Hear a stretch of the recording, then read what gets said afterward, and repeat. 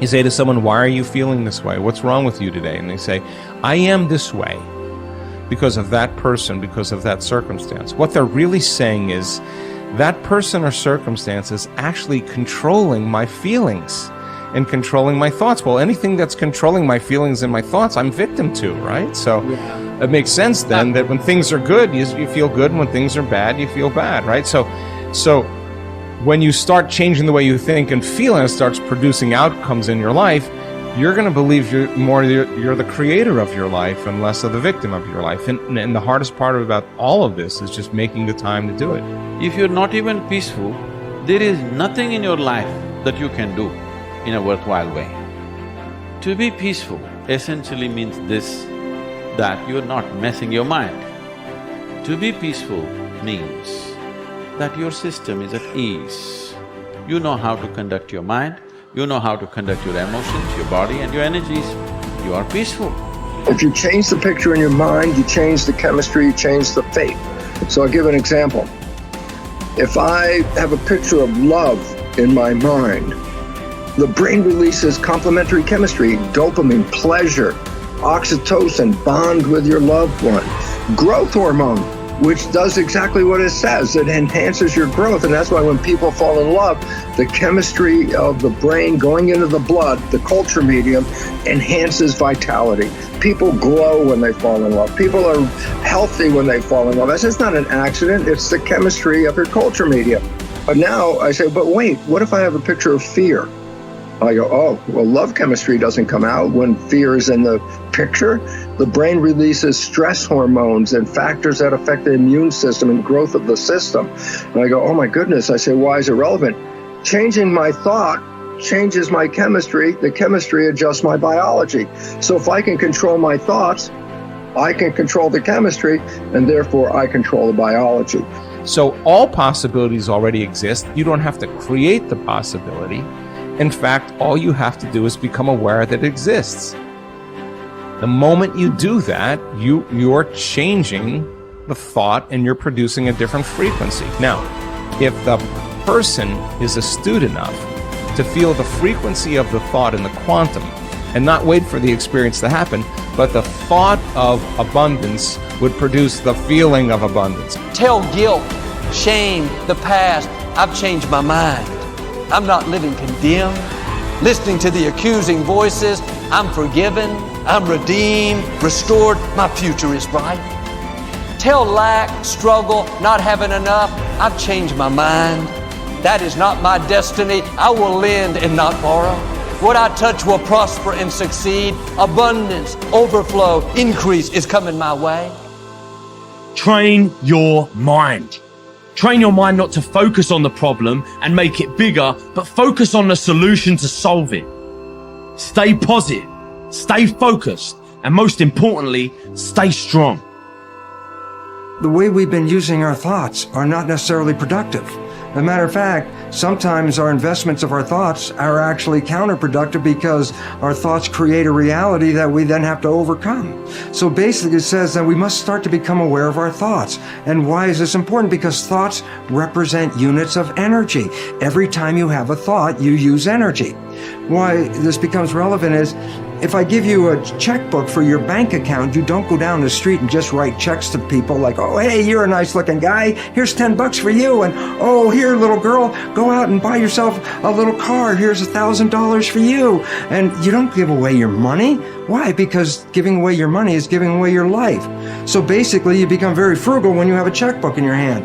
Now what I'm trying to tell you is this. You have an energy budget in your body. The energy is what keeps you alive. When you start using energy and writing checks where you get no return from your energy, then it's exactly the same as writing checks out of your bank checkbook and giving away your cash. So why this becomes important is the biology of belief reveals how our thoughts create our reality. And if you start investing in thoughts that are counterproductive, thoughts like fear, or what am I going to do, and how am I going to escape this problem, or how's this going to go wrong, and all these other kinds of thoughts that are negative kinds of thoughts, then realize this. You are actually not just using your energy for having these thoughts, but these thoughts are also what come into your reality. What you focus on with your thoughts, your brain will manifest as reality. William James from Harvard said, believe and your belief will create the fact. All things are possible if you believe. Well, you know, I studied for a long time. I started to study this book, Think and Grow Rich. And he talks about belief in here. He says you're not ready for what you want until you believe you can get it. I found that the only two sources of reference we could go to find out anything about ourselves is science and religion. They all say you've got to believe. So I got figured out, how do you believe? How do you change a belief? Interesting subject, because I'm going to tell you something. Your results are nothing but the manifestation of your belief system. Well, our belief system, now listen carefully, is based upon our evaluation of something. And frequently, when we reevaluate a situation, our belief about that situation will change. Let me repeat that. Our belief system is based upon our evaluation of something. Frequently, if we reevaluate a situation, our belief about it will change. I began reevaluating who I was. I started to study. I never stopped studying. And I found as I reevaluated, I had a much higher opinion of myself. I found out things about me that I would have never believed if you had told me. The power that's locked up within us, the marvelous system we've got. Do you know the blood circulates through your veins every 33 seconds, through hundreds of miles of passageway? Bang, just like that, clears all the food in and all the garbage out. Stop and think of the central nervous system. It's the most complex electrical system in the world. And you've got it. Think of your brain, an electronic switching station like that.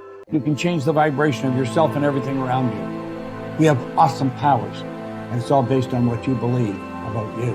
Nothing is so embarrassing as watching someone do something that you said could not be done. People who embrace possibility thinking are capable of accomplishing tasks that seem impossible because they believe in solutions. When you believe you can do something difficult and you succeed, many doors open for you. Big thinkers are specialists in creating positive, forward-looking, optimistic pictures in their own minds and in the minds of others. If you embrace possibility thinking, your dreams will go from molehill to mountain size, and because you believe in possibilities, you put yourself in position to achieve them. The winners in life think constantly in terms of I can, I will, and I am. Losers, on the other hand, concentrate their waking thoughts on what they should have done or what they don't do. If you believe you can't do something, then it doesn't matter how hard you try, because you've already lost. If you believe you can do something, you have already won much of the battle. The first step in becoming a possibility thinker is to stop yourself from searching for and dwelling on what's wrong with any given situation. Sports psychologist Bob Rotella recounts, I tell people, if you don't want to get into positive thinking, that's okay. Just eliminate all the negative thoughts from your mind. Whatever's left will be fine. If possibility thinking is new to you, you're going to have to give yourself a lot of coaching to eliminate some of the negative self-talk you may hear in your head. When you automatically start listing all the things that can go wrong or all the reasons something can't be done, stop yourself and say, don't go there. Then ask what's right about this. That will help to get you started. And if negativity is a really big problem for you and pessimistic things come out of your mouth before you've even thought them through, you may need to enlist the aid of a friend or family member to alert you every time you utter negative idea. One of the best ways to cultivate a possibility mindset is to prompt yourself to dream one size bigger than you normally do. Let's face it, most people dream too small. They don't think big enough. Henry Curtis advises, make your plans as fantastic as you like, because 25 years from now they will seem mediocre. Make your plans 10 times as great as you first planned, and 25 years from now you will wonder why you did not make them 50 times as great. If you push yourself to dream more expansively, to imagine your organization one size bigger, to make your goals at least a step beyond what makes you comfortable, you will be forced to grow. And it will set you up to believe in greater possibilities. Most people want their lives to keep improving, yet they value peace and stability at the same time. People often forget that you can't improve and still stay the same. Growth means change. Change requires challenging the status quo. If you want greater possibilities, you can't settle for what you have now. When you become a possibility thinker, you will face many people who will want you to give up your dreams and embrace the status quo. Achievers refuse to accept the status quo.